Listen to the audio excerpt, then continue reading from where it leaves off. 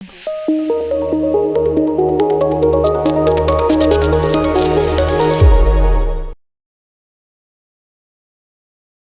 today I have the honor and privilege of bringing you a very unique and profound story. Trust me, you don't know what we're about to tell you. You don't know. So, Apostle Kalanzi came today and talked about discipleship and missional communities and how missional communities are a powerful vehicle for transformation, for multiplication, for church planting, for creating an army that can go out and multiply the kingdom of God. And today we are bringing you a story you'll get to know as we go. First, I want these people to introduce themselves to us. They're going to tell us their name, what they lead in Worship Harvest. Is that okay? Ladies first, we'll start over there.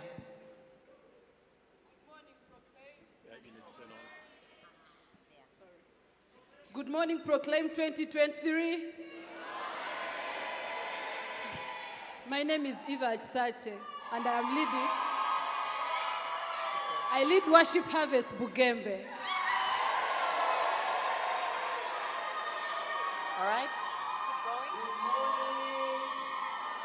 My name is Pastor David Messinga, Worship Harvest Kakira.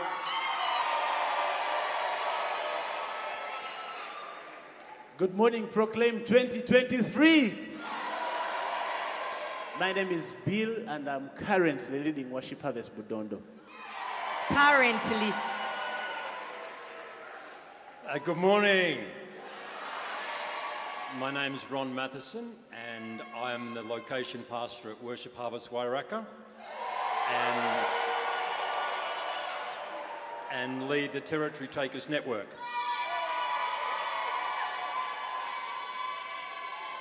Good morning, Proclaim. My name is Martha Obete, and I currently lead at Worship Harvest in Jero. Hi, Proclaim. My name is Aero Josephine, leading Worship Harvest Magamaga. So first of all, you've noticed that all these are location pastors. Now, can I tell you something about these location pastors? And Pastor Ron and Pastor Ann are network leaders, okay? Now, all these people are a product of one missional community.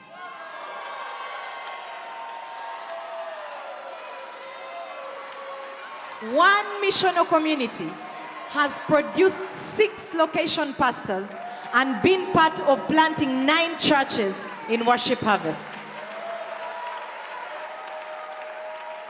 Oh yes, we think it's phenomenal. We think it's worth celebrating. Do you want to hear the story of this missional community? Okay, sit down and let's tell you the story. So you're going to hear a story. It's going to move from person to person. You'll get to see how the story unfolds. For 8 years ago, something began with Pastor Bill and Pastor Tina. Pastor Bill, why don't you tell us about No Limits Missional Community? Yes, so in 2015, we were part of a very big missional community in Jinja. It had like 50 people. And then one of those missional communities, the pastors asked us to stay behind, and we were informed that the next week we shall be starting a missional community. And so my wife and I made some calls through the week, and come Wednesday, we prepared some tea, we bought some snacks. We had invited, I think, up to a total of 7 people, and so we waited. We even called, hi, how are you? Where are you? And we are coming. We are coming. And of course, not of course, but no one showed up. Hey, what a launch. Yeah. And so the very next Wednesday, we still made invitations. One of the people that was in that missional community was Pastor Philip Gesa of CPM. Wow. Yes, and so that day people came, and so for like a month or two, we were like between 5 to 7 people. Okay. And Better than zero. Yes. And then one of those Sundays, one of those Wednesdays, 10 people showed up. Now, our sitting room at the time, 7 people would feel like it's full house. And so when 10 people came, What a it was, sitting room. where are people going to sit? And so what we did next was, the house where we were renting, the bedroom was way bigger than the sitting room. Very And good. there was also a kitchen.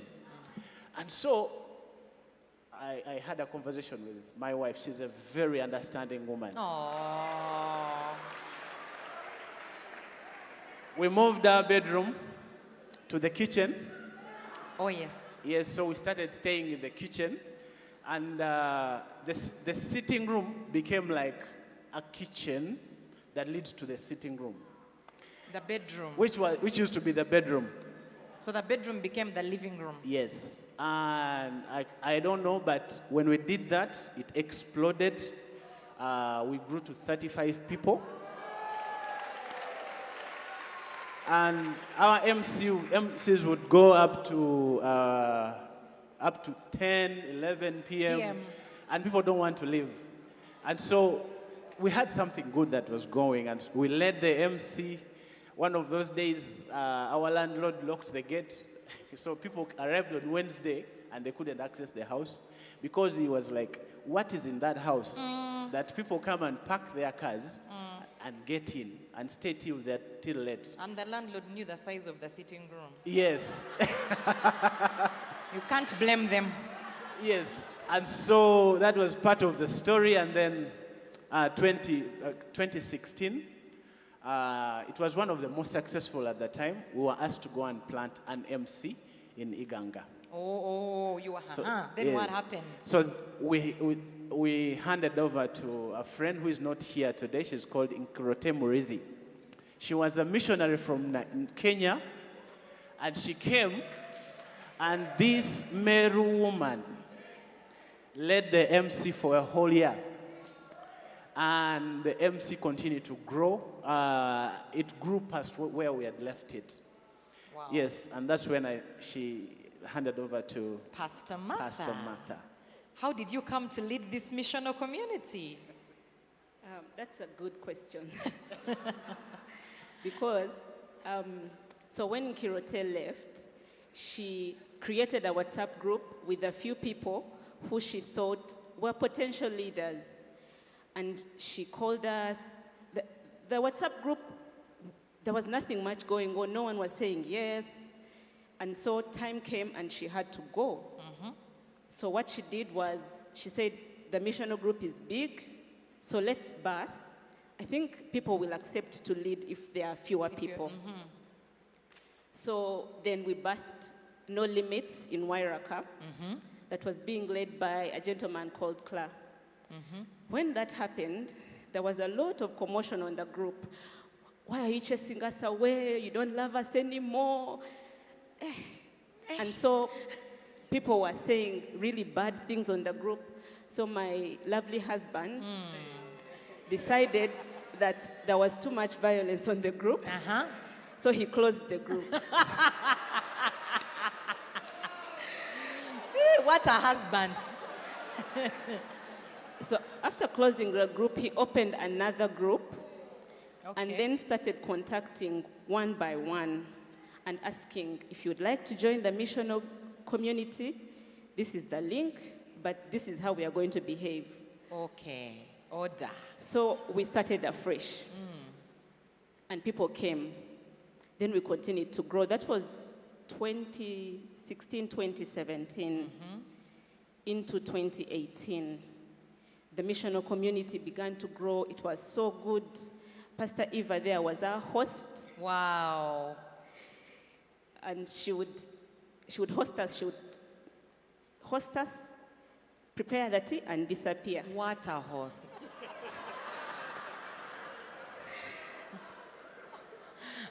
And so we led it up to 2018 when we had to stay in hospital for an extended period of time. And so we had to find another leader. Now, one of our biggest problems was we weren't intentionally finding leaders to take over at that time. So we identified 2 people and said, you will lead together. Okay. And they would meet, there was no clear leader, but after a while, Pastor Grace Nafula took over leadership.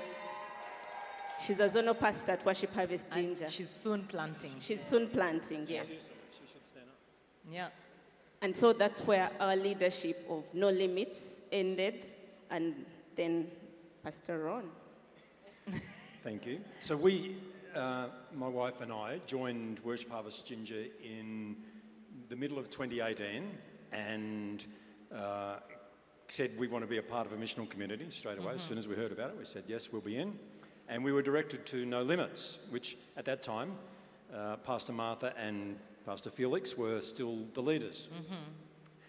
But we had plenty going on in our life and had no desire for any kind of leadership. And so we just wanted to be in a missional community, doing what missional community members do, What and do they do, keeping out of Pastor the way. Ron?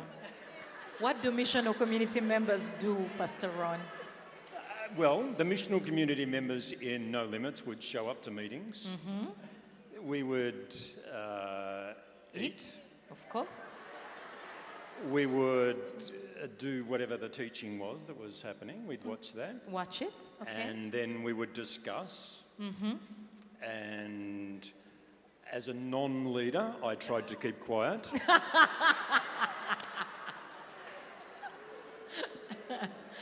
See, contextualisation way back then. Learning about the environment. But one thing we didn't know about what happened in missional communities were that, as well as there being a missional community, that there were these things called huddles. Tell us about these huddles. Well, we found out that there were huddles when the No Limits MC actually won an award for being the best organised huddling MC. And how long had you been in the MC without knowing that there were huddles? We'd been in there for about 8 or 9 months by this time. And we didn't know that. Please and so explain why this happened. We went along to MC to find out what are these things called huddles that we've won this award for. You've won an award. And apparently I had been in a huddle. I just didn't know it because my huddle leader was a bit reluctant to kind of lead me. And To huddle you.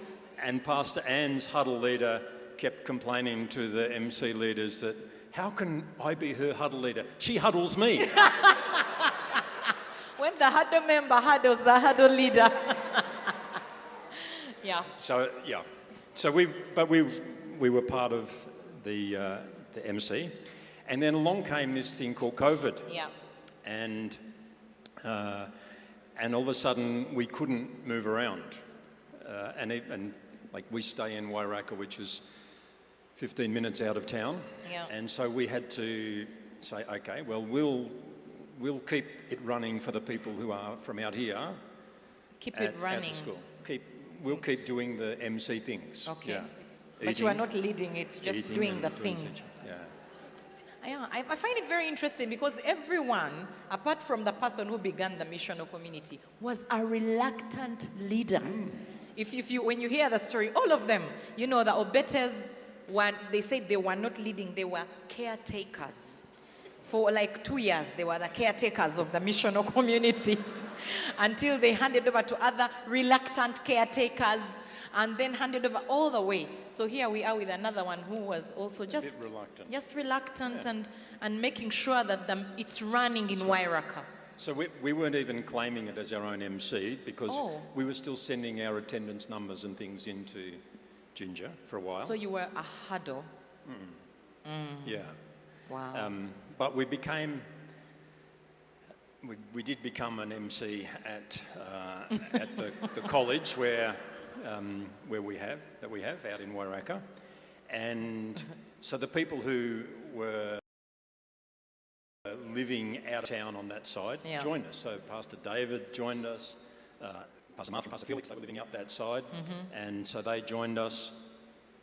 And then with a slight relaxation, we were allowed to have our students at the teacher training college that we run come back. And so at that point, Pastor Josephine came back, and there's actually another pastor here that is not up here. I'm not sure if Pastor Tom has made it yet. Are you here, Pastor Tom? Pastor Tom from Worship Harvest Palisa, Pastor Tom right? from Palisa. Yeah. Is he? Yeah. Probably somewhere working. So we became a big MC. Now, it became too big to all meet in one, so we sort of pushed the students and said, you run your own. And so they did that. So who was leading that, the students? So we birthed an MC out of No Limits there in Wairaka. Yeah. So No Limits MC was now reproducing other mission, but they were all called No Limits. Were they all called No Limits Missional Community at this point? Yeah. Okay, interesting. So, because no one wanted to start anything with this is still under No Limits. Yeah. The students we just told them. They didn't get a choice. All right. We said, you and you and you and you are the leaders. You're in a missional community and you're the leaders. Yeah. So now you're leading, and who takes over from this point? I think probably Pastor David. It was should Pastor come David. next. Pastor David, talk to us. Give us the background of the story. Well, for me, I started coming to worship service while Ginger in 2018. Had been a Christian, I got born again in my before. But I reached a time I say that I backslid. That's what I say because I think I did backslide actually. Okay. So I went to worship service to just attend church because it Right. was close to my workplace. I'm a soccer guy. And so to get me easy to go to the radio to work and also go to the field to work with, I work with the Uganda Premier League club, Gaddafi. So Pastor Bill apparently told Pastor Filter about me and what I can do. I joined because of Pastor Ron and Ann, who were Okay. my disciples. We moved with them from 2012. That's where my journey with Pastor Ron and Ann comes from. And so Pastor Bill told Pastor Filter that I think David can do service hosting. Okay. So they asked me to service host. I came, I hosted, and then they said I should host the next Sunday. I knew they were going to arrest me into ministry. I ran away. Okay, what an arresting. Aish. You think you have sheep, but they are deer. So you ran away, you disappeared. Yeah, so I disappeared, and for me it was this. I thought being a pastor is going to stop me from what I love. That's soccer. Okay. Because from childhood, that's my thing. I also started a football club that plays in a league, a 4th division league in Ginger. So I thought church may get me from that, because from my background, I heard some people say that soccer is evil. Hey. Yeah, so I thought sometime they'll get me to church and take me off soccer. But then back to the No Limit story. In 2018, Pastor Ron and Ann kept inviting me and getting me into No Limits. Now, I came to No Limits for 2 reasons. Tell us. One was that there was a lot of love in the community. Okay. And second, it was food. Food, of course. Food always gets you. Food always gets people. Yeah. Food and love. Pastor You hadn't come so that you can learn more about Jesus. But by that time, I had backslid, so Okay. I was not interested. All right, but you were interested in food and love. Yeah. So Noted. Pastor Eve cared so much about every member. She cooked good food. And then I was still single, so Now we are telling the truth. so in Lusoga we say ngokuba osama bakuwe mmere wakuba osama, you don't eat. Interpret. Yeah, like somersault means like you bridge a gap. You don't cook at your place, so you just somersault because To the you found neighbors. the meal was at the MC. So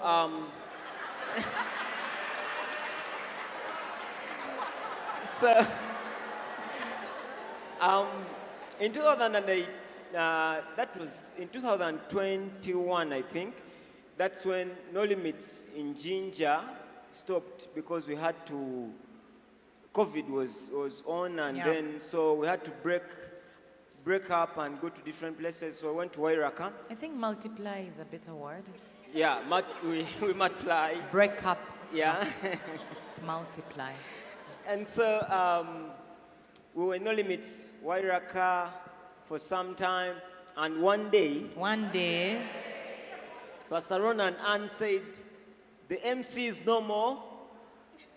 Every MC member needs to start an MC where they are. fire! General Ann and General Ron Yeah. Matheson. So they immediately removed us from the group. Hey, my goodness. But you had been enjoying love for 2 years and Yes. food. So It was about time. I started an MC in Bugembe. Okay. So then I started with my soccer team because my soccer team is based in Bugembe. So it grew very fast, multiplied. We had 3 MCs in a short while. Very good. And still we had fun there. By the path a bit through, we used to meet at my father's house, who doesn't come to worship harvest, but is an elder in another church. And then one moment he told us, but you guys, you're always meeting here, and you're not giving us a little bit of our church thing. Eh?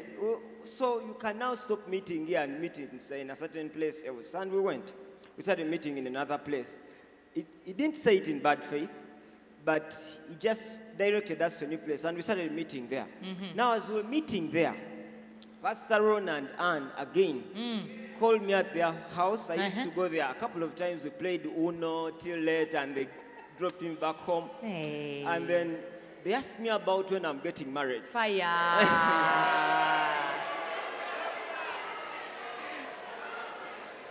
And so I started investigating why they are asking me about that. And I came to not unconsciously, but I came to discover that Pastor Ron and Ann desired that I would get married and then start leading a location. So That's a good plan. I started Dodging again. dodging a little But bit. you didn't disappear. Yeah, I didn't disappear Okay, this okay, time. okay. Then, That's improvement. yeah. So I got a fiancée, Pastor Susan. She's out there. Hey, Pastor Susan, where are you? She's Yeah. waving. She's there with our son, Kak David Oh. Mwesiga. Hey! Yeah, Apostle, I stole that name from you. Yeah, so we go to their house, and immediately they asked us, do you have plans of getting married? We said, of course we do. Pastor Ann wrote a calendar and said, Pick a date. pick a date. What a discipler. Wow. Pick a date. Which month do you like? This is Yeah. what we are going to do for some people. So, Oh, yes. so yeah. So, fast forward, we got married, and now they told me again that we would like you to plant a location.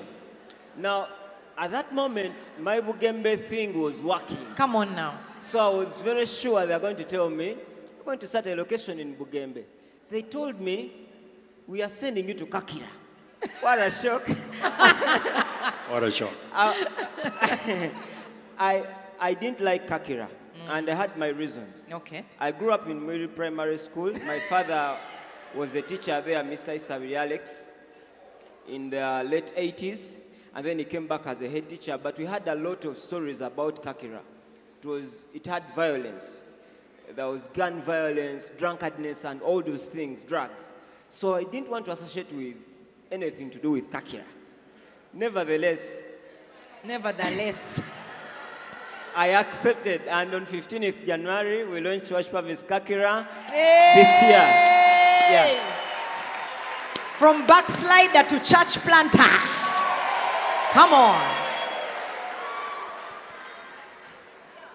Pastor Eva. These people all say that, honestly, if Pastor Eva can plant a church, nothing is impossible. No limits. There are no limits. In fact, Pastor Bill asked Pastor Eva a question earlier. Said, were you born again when we met you? And her answer was, actually, I don't know. she does not remember. But talk to us, Pastor Eva. What happened to you coming from the reluctant host? You're happy to host, run away, leave them eating, come back in the evening, in the night. Don't want to be part of this thing. Guest experience team, that's as far as I'll go. What's the story for you in No Limits MC that leads to you becoming a church planter? Thank you, Pastor B3. So with No Limits, I was asked to host the MC in my home, which I did. So each time people could come, the only thing that I knew that I learned from Pastor Tina was, when you're hosting an MC, make sure there is tea, there is food. So I could buy my matoke because most of these guys, they could come from work and they're very tired. They're not going to go to their homes and cook, so I would cook. Matoke, cook what, and then when we could meet, we could eat, and then go. My job was cook. Arrange, cook, run away, come back when they're almost closing because the MC could end at around 9, 10, and then say bye-bye, people, thank you for coming. Wait for next Wednesday. Okay. Yes. Wow. So later... She is not lying. She's not lying. You confirm that this is true. So later, I was assigned the guest experience team leader at church because I used to go to church, Worship Harvest. I became regular at church. Every Sunday I could not miss. And then in the process of staying, doing the guest experience team thing, I realized the teachings happened. And then I was like, but Eva, really, how can you host people and run away from them? You have to start sitting.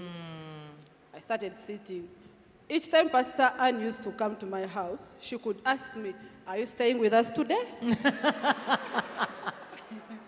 Then I started, yes, I am staying. So I started staying. We learned things together. We went out for frontiers, helped communities, gave out food, and we became a family. Yes. I used to fell sick every month. And each time, sometimes they used to come, I was in my bed. They came, prayed for me, and I was like, okay. Visited me in the hospital. Pastor Martha treated me at a certain point of time and paid for my hospital bill. So I was like, you know what? Good leader, sit down. So I had to stay and lead. Then 2020, Pastor Filter asks me to do School of Leadership. Okay. I did School of Leadership as well as doing my postgraduate diploma in business administration. I thought I could not finish School of Leadership, but I did. He started writing to me these messages of, I am proud of you, Eva. I was like, proud of me? Okay. You can't quit when they are proud of you, my friend. Little did I know he was setting me up. 2022, you're doing School of Ministry. I obeyed and did. We came for intensive week and he told me, do you know you're planting? I was like, no, I'm not planting. I'm just doing this because you've told me to do. So I'm doing. When we came for the graduation, in the morning, Pastor Ron and Ann told me, we have these places to plant. Choose one. I told them, let me come back. I walked around, came back and sit. Pastor Filter walked to me and said, we have 1, 2, 3 places. Choose. I told him, Pastor Filter, I'm going to tell you when you get to Ginger. Okay. Do you think you'd never get to Ginger? So when we got to Ginger, he asked me on Sunday early in the morning, congratulations, thank you for Osomi Mwana Wanga. I'm like, okay. So where are you going? You said you're telling me when you go to Ginger. I told him, I was thinking of Buwenge, maybe there they don't know me. But Bugembe, I have grown up from there, so I'm not going. He said, okay, no problem. 22nd January, if I got a place in Bugembe and you're launching the hosting center this Sunday. I thought it's a joke. So What a joke. I went with some people. And then I was like, I'm just standing in for someone. The real pastor is coming. All right. So I was waiting for the real pastor to come. Only on the 26th of March, Pastor Ron comes in. We are launching. So I thought, I'm just helping the person who's going to launch the location. Yeah. And you helped them to launch. I helped myself to launch. Wow. And Pastor Josephine as well. When did you join No Limits? I joined No Limits when I went to college as a student. Then how did you plant Maga Maga? How do I plant Maga Maga? First of all, when I joined the college, I was very disappointed. I didn't want anything to do with the course I was doing, and that was teaching. So I used to blame everyone around me, my dad. I'm like, Manange, I have tried. Because I'd got a first grade, I wanted to go for A level. But then I was in a sponsorship, and these people were telling me, we are ending at 18 aggregates. I had 24, so they could not take me to A level. But then I was so disappointed, but I had to go. So when I went, I found the things of MCs. I didn't know them. Me, I thought maybe you just go watch TV.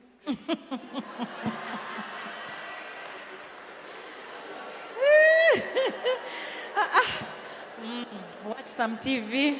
Yes, we could go, watch. Then Pastor Ron and Pastor Ann would prepare snacks. Snacks, you people. If you have a missional community and there's no food, I don't know what to do for you. I didn't know anything about MC. So they would prepare snacks. We would go. Of course, we were very many students. So we go enjoy, make double dealing snacks. For sure, Apostle would teach, and you would leave with nothing. Because we would go, after watching MC, Pastor Aaron and Pastor Ann used to send us in classrooms in groups. And those were huddles, but we didn't know. We just thought maybe these are just groups. So we'd go, you have to share a highlight. Meanwhile, you didn't understand anything. But there's snacks, my friend. And TV. So you would wait for your friends to share. Then you remember, oh, Apostle talked about that. So you just remember. As they are sharing. As they are sharing. So you also give your highlight. That's how it started. Then lockdown comes. We go back home. I had never had a smartphone. I would just see a smartphone at an angle. What an angle. Yes, so they used to tell us studying is going to be online. So I told my dad, now I can't stop studying. I requested him to buy for me a smartphone. Fortunately, he bought for me. So I don't know how Pastor Ron got to know that He's a discipler, my friend. that I had received a smartphone. So he bought for me that. I remember he bought for me 7 GB. Come on now. Then he told me, watch Garage. So I would watch Garage, share with them. So then after, I started an MC. How did I start that MC? I was doing homeschooling. Since I was a teacher trainee, I had these students, they were learners. They were in the same organization with me. So we were staying at the same place. So my sponsors, our leaders, asked me to do homeschooling with them. So I would teach them.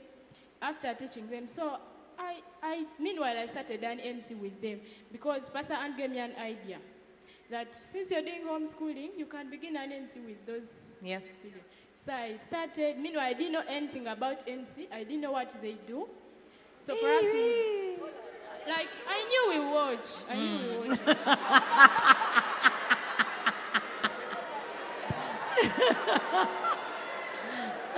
So good. Yes.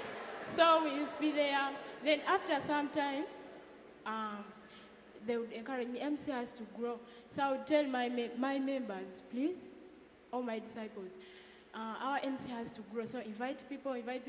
So they would go and invite. Since I had not told them, meanwhile, I also didn't know. So I would tell them, you invite people to come to Garage. So as they went out to invite, they told people, this MC, because during COVID, they would give some packages of food. So I took some of them. So these people got excited. They invited very many people, telling them, food. There is food. And since yeah, they had been to Wairaka for some services like movers and shakers, even garage. So they were like, we have even white, the early bird. So much worse. So there is going to be Food. sponsorship, food, Yes. what. So meanwhile I go, because I used to attend garage at Worship Harvest Wairak. By then I think it was still a hosting center. Maybe, I don't know. So I would attend, then after, Pastor Ann would ask me to go after garage. Go And to teach. Maga Maga. No, I go with a tab. I had a tab and a speaker, Bluetooth speaker. So I would just host garage there, then come back to school. Excellent. So I go, that Sunday I found very many adults, very many people. I was like, wow, my disciples are doing a good thing. No. So meanwhile, me, I even didn't know where the MC will lead me. So as we started enjoying MC, people would come. After some time, Pastor Ann told me, I look for a venue. Because we used to host in our home, just in someone's veranda. So she asked me to look for a venue. Meanwhile, for me, I thought, maybe they'll get someone. Because we Everyone had thinks that. some people at Wairaka, so I thought maybe they'll get one of them. Yes. So we got a venue. I came, I told her this is the venue one. Then they organized, went and saw the venue. So when they went, I think we launched the hosting center. People didn't turn up. The adults, all the adults were there. So I called them, they were like, no, you know what, our children can't cross the road, we are very busy. So they didn't turn up. Later, I realized these people now got to know that this is now a church. It's not a place where they'll give them food or sponsorship. So they just remained. I think they thought maybe what their intentions are not going to go through. So that's how we started running a hosting center. How long did you run the hosting center? We started it in April Of 2021. April 2021. 22. last year. Last year. And then when did you launch the location? We launched in August. Wow. Yes. So for me, on launching, I even didn't know we are going to launch. I didn't know we are going to become a location at Water. I thought maybe it would just be there as a hosting center. For a long time. Meanwhile, I was still a student, so I thought, students don't, maybe I'll first Don't become graduate, pastors. then become a pastor. But that's how we ended up launching. Wow. Can you first help me appreciate these pastors? We labored to let you hear all these stories because in each story you hear your story, or you see a disciple you're raising who you think there is no hope, or you see a reluctant person. And I asked them earlier what was was there a phenomenon? What happened in New Limits? And it was really, all of them were saying it was the love. It was the family. It was the food. It was the patience. It is exactly what is in a missional community. Because in Worship Harvest, we say missional communities, they peg. What is that? They pray together. They play together. They eat together. They grow together. They go on mission. And so 8 years later, a missional community that began as a split, what they felt was a split, has produced 6 church plants and counting, and been part of launching 9 churches. Others are launching churches. Zonal pastors have come out of that. They still have strong relationships, even though they are not necessarily still a missional community. We encourage you, if you've already started a missional community, don't give up. Invest. If you've not begun one, begin one. And keep sending people out before you feel they are ready. Because none of these people felt ready when they were sent to start something. But here they are now, changing lives, raising disciples, making a difference. One more time, can you help me give it up for the pastors that came out of the No Limits Missional Community? Thank you so much for sharing your stories. You have inspired many. I know that Pastor Bill wanted to say something, and then we shall close. Pastor Bill. Thank you. Don't sit. I just wanted to say thank you to a man of God here who really puts 10 on people. Apostle Moses embodies that thing of seeing potential, not. And so, Apostle, I just wanted to say thank you.